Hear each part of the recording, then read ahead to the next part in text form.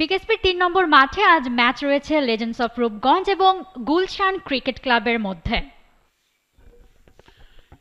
ইনিংসটা শুরু হয়েছিল দুই ওপেনারের কাছ থেকে ফ্লুয়েন্ট ফ্রি ফ্লোয়িং ব্যাটিংটা আমরা দেখেছি মুন্না এবং খালিদ। বিশেষ করে মুন্না খুবই অ্যাটাকিং খেলেছিলেন, দুর্দান্ত কিছু শট খেলেছিলেন, পিক আপ শট।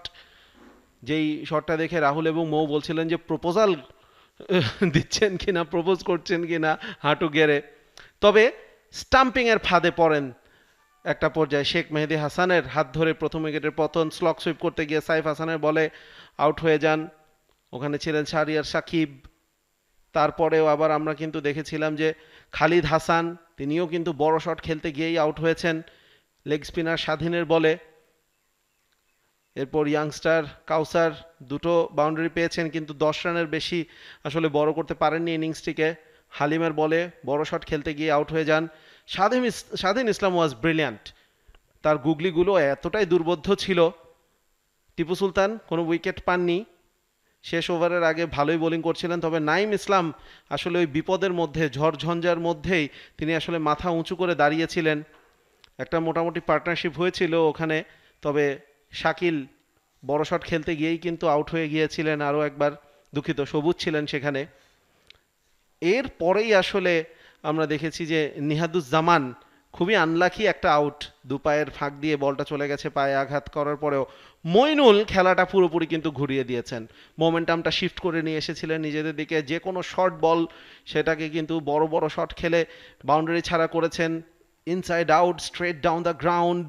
আবারও শর্ট বলে আমরা দেখেছি he was brilliant, he was absolutely brilliant. 44 রানের যে ইনিংসটা খেলেছেন, এবং নাইম ইসলাম প্রথম সিঙ্গেল দিয়ে খেলছিলেন, সিঙ্গেল নিয়ে খেলছিলেন, পরবর্তীতে তিনিও হাত খোলা শুরু করেন। 44 রানে কাটা পড়েন মইনুল। নাইম ইসলাম তখনও একটা প্রান্তে দাঁড়িয়ে থেকে লড়াইটা চালিয়ে যাচ্ছিলেন।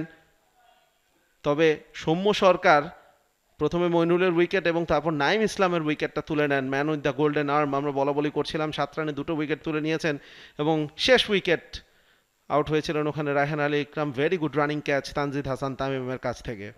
232 রানে অল আউট হয়ে গিয়েছে এবং 233 রানের একটা টার্গেট লেজেন্ডস অফ রূপগঞ্জের সামনে।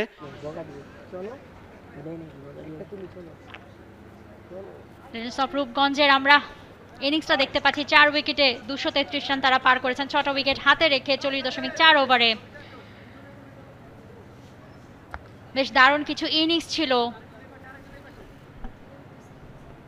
তামিম এবং সাইফ শুরুটা করেছিলেন দুর্দান্ত, তবে 5 ওভারের মধ্যেই পাওয়ার প্লের অর্ধেক সময়তেই 2টো উইকেট হারিয়ে কিন্তু বেশ চাপেও পড়েছিলেন তারা। এবং শুরুটা হয়েছিল তানজিদ তামিমকে দিয়ে, 12 রান করে ফিরেছিলেন। এবং তারপর সৌম্য, যিনি ডাক করে ফিরেছেন শেষ ম্যাচটাতে 390 রানে 399 রান করা 390 বলে।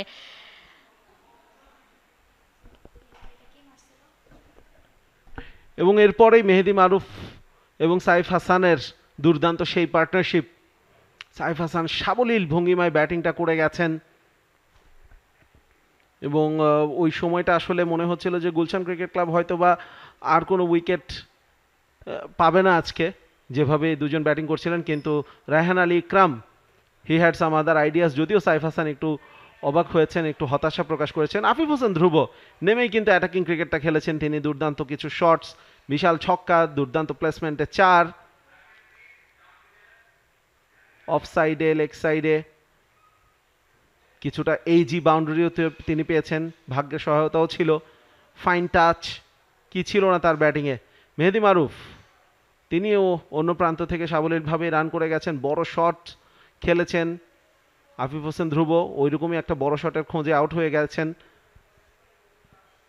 তবে মেহেদী মারুফ তিনি একেবারে অবিচল ছিলেন এবং একটা পর্যায়ে যেমনটা মৌ বলছিলেন বারবার যে আসলে তিনি শতকটা হাঁকাতে পারবেন কিনা, সেটাই ছিল সবচেয়ে বড় প্রশ্ন, এবং সেটা তিনি হাঁকিয়েছেন এই সিঙ্গেলের মাধ্যমে। একই সাথে দলের জয় নিশ্চিত করে তিনি অপরাজিত থেকে টুর্নামেন্টটা শেষ করলেন। আমরা বলতেই পারি যে আগামী 1 বছর প্রিমিয়ার লিগে মেহেদী মারুফ অপরাজিত থাকবেন।